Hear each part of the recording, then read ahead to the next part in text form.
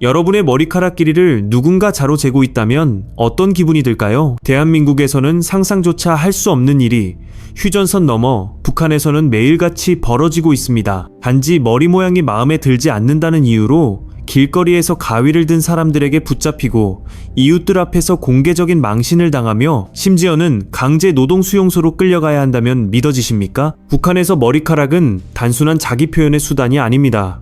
그것은 당에 대한 충성심을 증명하는 척도이자 체제를 유지하기 위한 보이지 않는 사슬입니다. 오늘 우리는 북한이 왜 그토록 인민들의 머리카락에 집착하는지, 그리고 국가가 정한 15가지 가이드라인을 거부했을 때 어떤 끔찍한 대가를 치르게 되는지 그 충격적인 실상을 파헤쳐 보겠습니다. 평양의 번화가인 창정거리, 세련된 옷차림의 젊은이들이 지나다니는 이곳에서도 긴장감은 늘 감돕니다. 특히 명절이나 국가적인 행사를 앞둔 시기라면 그 긴장은 극에 달합니다. 길거리 곳곳에는 붉은 완장을 찬 대학생들이나 규찰대원들이 날카로운 눈초리로 지나가는 사람들의 머리끝부터 발끝까지 훑어봅니다. 만약 한 남성의 머리카락이 귀를 덮거나 뒷머리가 옷깃에 닿을 정도로 길다면 그 즉시 호령이 떨어집니다.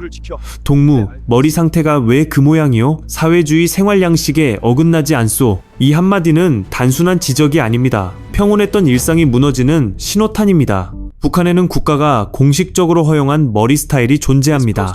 여성을 위한 15가지, 그리고 남성을 위한 몇 가지 선택지가 사진과 함께 이발소와 미용실 벽면에 붙어 있습니다. 남성들의 경우 기본적으로 옆머리와 뒷머리를 짧게 치고 윗머리만 약간 남기는 소위 패기머리 스타일이 강요됩니다. 머리카락의 길이는 5cm를 넘어서는 안 되며 나이가 지긋한 노년층이라 하더라도 7cm가 한계입니다. 여성들은 더욱 복잡합니다. 기혼 여성은 관리가 편한 짧은 파마머리나 단발머리를 권장받고, 미혼 여성은 따은 머리나 뒤로 묶은 스타일을 고수해야 합니다. 긴 생머리를 풀어헤치고 다니는 것은 자본주의의 날라리 풍조로 간주되어 엄격히 금지됩니다. 왜 북한 정권은 이토록 사소해 보이는 머리카락 하나하나를 통제하려 드는 것일까요? 그들이 내세우는 명분은 소위 정신위생입니다. 긴 머리카락이 뇌의 에너지를 빼앗아 지능을 떨어뜨린다는 비과학적인 주장을 국영 방송을 통해 내보낼 정도입니다. 하지만 그 이면에 숨겨진 진짜 이유는 따로 있습니다. 바로 획일화를 통한 통제입니다. 모든 인민이 똑같은 머리 모양을 하고 똑같은 복장을 하게 함으로써 개인의 개성을 말살하고 오직 수령을 향한 하나의 부품으로 기능하게 만드는 것입니다. 머리카락 한 올조차 국가의 소유라는 이 끔찍한 논리는 북한 사회 전반을 지배하고 있습니다. 만약 누군가 유행을 따르고 싶어서 혹은 단순히 자신의 취향을 지키기 위해 이 15가지 스타일을 거부하면 어떻게 될까요? 그 과정은 단계별로 치밀하고 잔혹하게 진행됩니다. 첫 번째 단계는 현장에서의 즉각적인 처분입니다. 길거리를 순찰하던 규찰대에게 적발되면 그들은 주머니에서 가위를 꺼내듭니다. 그리고 그 자리에서 사람들의 시선을 아랑곳하지 않고 머리카락을 마구잡이로 잘라버립니다. 일명 가위질 테러입니다. 거울도 없이 듬성듬성 잘려나간 머리는 그 자체로 범죄자라는 낙인이 되어버립니다. 사람들은 잘려나간 머리카락보다 주변의 차가운 시선과 앞으로 닥쳐올 후폭풍에 더 큰 공포를 느낍니다. 하지만 현장에서의 망신은 시작에 불과합니다. 단속에 걸린 사람의 이름과 소속기관은 즉시 기록되어 해당 직장이나 학교로 통보됩니다. 그 다음 기다리고 있는 것은 북한 사회에서 가장 피하고 싶은 과정 중 하나인 생활총화입니다. 동료들과 이웃들 앞에 서서 자신의 잘못을 공개적으로 반성해야 합니다. 나는 자본주의에 썩고 병든 풍조에 물들어 국가의 기강을 어지럽혔습니다라는 굴욕적인 고백을 강요당합니다. 동료들은 그를 향해 비판의 화살을 퍼붓습니다. 당의 배려 속에서 살면서 어떻게 그런 불경한 마음을 먹을 수 있냐는 비난이 쏟아집니다.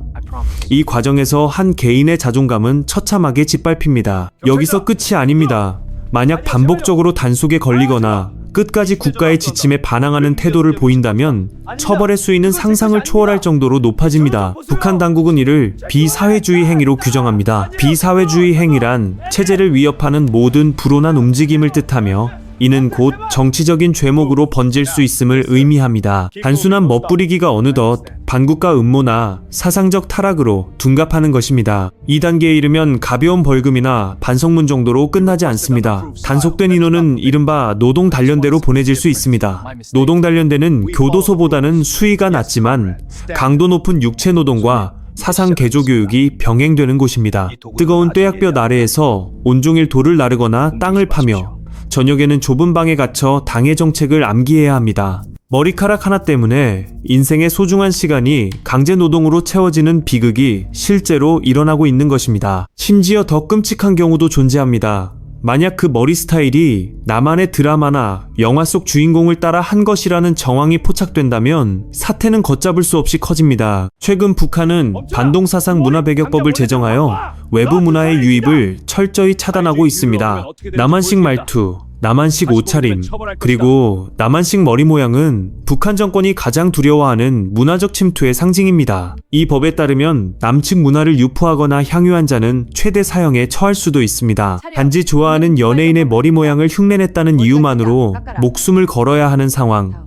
이것이 오늘날 북한의 차가운 현실입니다. 북한의 이발소와 미용실은 우리가 생각하는 미용 공간과는 전혀 다른 분위기를 풍깁니다. 입구에 들어서면 가장 먼저 눈에 띄는 것은 화려한 헤어스타일 잡지가 아니라 벽면에 밝힌 낡은 액자 속 사진들입니다. 국가가 지정한 이른바 표준 머리형 포스터입니다. 이곳의 미용사들은 손님의 얼굴형에 어울리는 스타일을 추천해주는 예술가가 아닙니다. 그들은 국가의 가이드라인을 엄격히 집행하는 일종의 감시자이자 집행관에 가깝습니다. 만약 손님이 포스터에 없는 스타일을 요구한다면 미용사는 거절을 넘어 그 손님의 사상을 의심하기 시작합니다. 동무, 제정신이요? 이런 머리는 자본주의 썩은 세상에서나 하는 것이요. 미용실은 더 이상 휴식의 공간이 아닌 국가의 규율이 작동하는 작은 검문소가 됩니다. 특히 남성들에게 강요되는 스타일 중 가장 대표적인 것은 패기머리입니다. 김정은 위원장이 권력을 잡은 이후 더욱 강조된 이 스타일은 옆머리와 뒷머리를 아주 짧게 깎고 윗머리만 남겨두는 형태입니다. 북한 당국은 이 머리가 인민의 패기와 용맹함을 상징한다고 선전합니다. 하지만 이 스타일에는 숨겨진 함정이 있습니다. 지도자와 너무 똑같이 깎아서도 안 된다는 불문율입니다. 최고 존엄의 권위를 침범하지 않으면서도 그가 정한 규범 안에서만 움직여야 하는 기묘한 줄타기가 모든 북한 남성의 머리 위에서 벌어지고 있습니다. 반대로 머리카락을 기르는 행위는 민족의 반역에 가까운 취급을 받습니다. 북한의 선전 매체들은 긴 머리가 사람의 지능을 낮추고 몸의 영양분을 빼앗아 간다는 궤변을 수십 년간 반복해왔습니다. 심지어 사회주의 생활 양식에 맞게 머리 단장을 하자라는 TV 프로그램까지 제작하여 길거리에서 단속된 사람들의 이름과 주소를 공개하며 전 국민적인 망신을 주기도 했습니다. 머리카락 한 올의 길이가 개인의 도덕성과 충성심을 결정짓는 잣대가 된 것입니다. 여성들의 상황은 더욱 처참합니다. 북한 당국은 여성의 긴 머리가 노동의 효율성을 떨어뜨리고 사상적인 해이를 불러온다고 믿습니다. 그래서 결혼한 여성들에게는 관리가 쉬운 짧은 파마머리를 강요합니다. 소위 아줌마 파마라고 불리는 이 획일적인 스타일은 북한 거리 어디에서나 볼 수 있는 풍경이 되었습니다. 젊은 미혼 여성들은 그나마 조금 더 선택권이 있는 것처럼 보이지만 이 역시 따은 머리나 귀를 드러낸 단발 스타일로 제한됩니다. 만약 머리카락을 노랗게 염색하거나 밝은 갈색으로 물들인다면 그것은 즉시 자본주의의 노예라는 증거로 채택됩니다. 탈북자들의 증언에 따르면 머리색이 조금만 밝아도 길거리에서 독한 약품으로 강제 염색을 당하거나 그 자리에서 머리카락이 잘려나가는 일이 비일비재하다고 합니다. 그렇다면 북한의 젊은이들은 이 억압적인 규칙에 순응하기만 할까요?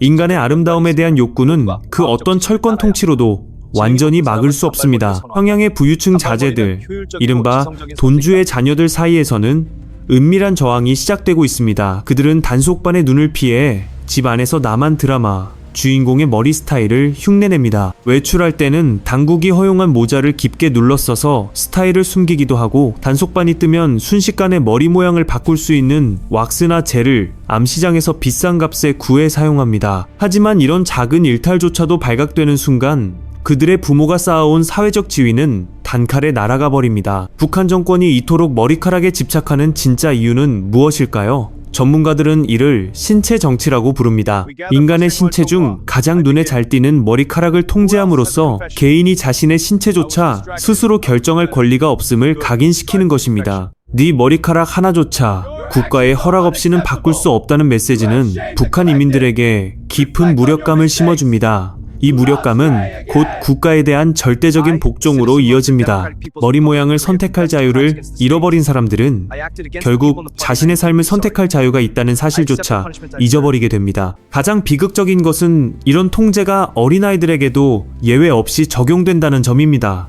유치원과 학교에서는 정기적으로 용모 검사가 이뤄집니다. 선생님들은 아이들의 머리 길이를 자로 재고 기준에서 일시에만 벗어나도 친구들 앞에서 거센 비판을 가합니다. 어린 시절부터 다름은 곧 죄라는 교육을 받으며 자라나는 것입니다. 남들과 다른 머리 스타일을 하고 싶다는 순수한 호기심은 집단주의라는 거대한 바위 아래에 짓눌려 버립니다. 북한에서 15가지 머리 스타일 중 하나를 선택하는 것은 취향의 문제가 아니라 생존을 위한 처절한 수능입니다. 하지만 최근 들어 이 견고한 통제의 벽에 균열이 가기 시작했습니다. 장마당을 통해 흘러들어오는 외부의 정보와 문화는 북한 주민들의 눈을 뜨게 만들고 있습니다. 거울 속에 비친 자신의 모습이 국가가 정해준 박제된 사진과 같다는 사실에 의문을 품기 시작한 것입니다. 그들은 이제 묻기 시작했습니다. 왜 내 머리 길이를 국가가 정해야 하는가? 왜 나는 내가 원하는 모습으로 살 수 없는가? 이 작은 질문들이 모여 체제를 흔드는 거대한 파도가 될 것을 두려워한 북한 당국은 더욱 강력한 법을 만들어 단속의 수위를 높이고 있습니다. 단 한 번의 가위질로 잘려나가는 것은 머리카락만이 아닙니다. 그것은 한 인간의 존엄성이자 스스로를 표현하고자 하는 가장 기본적인 인권입니다. 우리가 매일 아침 거울을 보며 어떤 머리를 할지 고민하는 그 사소한 일상이 누군가에게는 목숨을 걸어야만 쟁취할 수 있는 간절한 꿈이라는 사실을 우리는 잊지 말아야 합니다. 북한의 15가지 머리 스타일 뒤에 숨겨진 차가운 진실은 그 어떤 감옥의 창살보다도 더 단단하게 북한 인민들의 정신을 가두고 있습니다. 이 모든 통제의 정점에는 규찰대라고 불리는 이들이 있습니다. 주로 대학생들이나 청년 동맹원들로 구성된 이들은 팔에 붉은 완장을 차고 역전이나 시장, 학교 정문 등 사람들이 모이는 곳이라면 어디든 나타납니다. 그들의 손에는 자와 가위, 그리고 단속 장부가 들려 있습니다. 규찰대에 눈에 띄는 것은 곧 반동의 낙인이 찍히는 것과 같습니다. 아침 출근길, 직장 정문 앞에서 벌어지는 용모 검사는 북한 주민들에게는 매일 치러야 하는 전쟁과도 같습니다. 머리카락이 조금이라도 귀를 덮거나 뒷머리가 깃에 닿는 순간 그들은 대열에서 끌려 나옵니다. 동료들이 지켜보는 앞에서 규찰대원에게 머리카락을 붙잡힌 채 고함을 듣는 경멸의 순간, 그것이 북한의 일상입니다. 이런 삼엄한 감시 속에서도 북한 내부의 한류 열풍은 머리 스타일을 통해 그 흔적을 남깁니다. 북한 당국이 가장 경계하는 것은 남조선 바람입니다. 남한 드라마를 몰래 본 젊은이들은 주인공의 세련된 머리 모양을 동경하게 됩니다. 그들은 미용실에 가서 대놓고 누구처럼 해달라고 말하지 못합니다. 대신 머리 윗부분을 조금 더 세우고 옆은 자연스럽게 쳐달라는 식으로 은밀하게 요구합니다.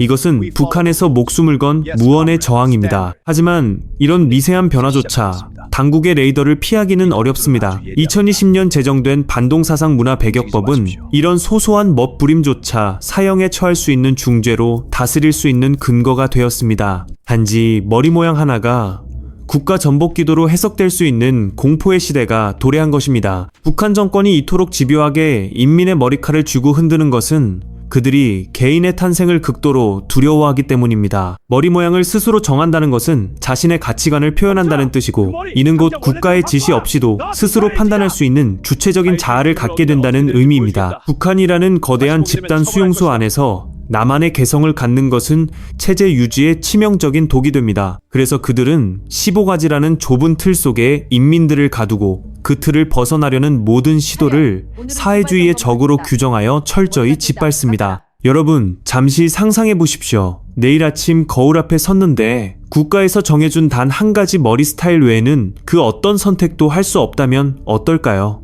뒷머리 1cm의 차이 때문에 감옥에 가야 하고 염색 한 번 했다는 이유로 평생 반동이라는 꼬리표를 달고 살아야 한다면 말입니다. 우리가 당연하게 누리는 이 소소한 선택의 자유가 북한 주민들에게는 평생을 투쟁해도 얻지 못할 거대한 권리라는 사실이 가슴 아프게 다가옵니다. 북한의 15가지 머리 스타일은 단순한 패션의 가이드라인이 아닙니다. 그것은 인민의 머릿속 사상까지 통제하려는 보이지 않는 창살이며 개성을 말살당한 채 살아가야 하는 이 500만 북한 주민들의 서글픈 초상입니다. 획일화된 머리 모양 아래 숨겨진 그들의 진심은 과연 무엇일까요? 강제로 잘려나간 머리카락처럼 그들의 자유 또한 그렇게 허망하게 사라져야만 하는 것일까요? 오늘 우리는 북한의 기괴하고도 잔혹한 머리 스타일 통제에 대해 알아보았습니다. 국가가 개인의 외모까지 결정하는 이 비상식적인 현실은 북한 체제가 얼마나 취약하고 두려움에 가득 차 있는지를 역설적으로 보여줍니다. 겉으로는 강한 척하지만 사실은 인민들의 머리카락 한 올조차 통제하지 못하면 무너질지도 모른다는 공포에 떨고 있는 것입니다. 언젠가 북한의 젊은이들이 귀찰대의 가위를 두려워하지 않고 자신이 원하는 모습으로 거리를 활보할 수 있는 날이 올까요? 국가가 정해준 15가지 사진이 아닌 자신만의 아름다움을 거울 속에서 찾을 수 있는 그 당연한 권리를 되찾는 날 말입니다. 여러분은 국가가 여러분의 외모와 사상을 이토록 철저히 통제한다면 과연 어떤 선택을 하시겠습니까? 침묵하며 순응하시겠습니까? 아니면 보이지 않는 가위질에 맞서 끝까지 자신을 지키시겠습니까?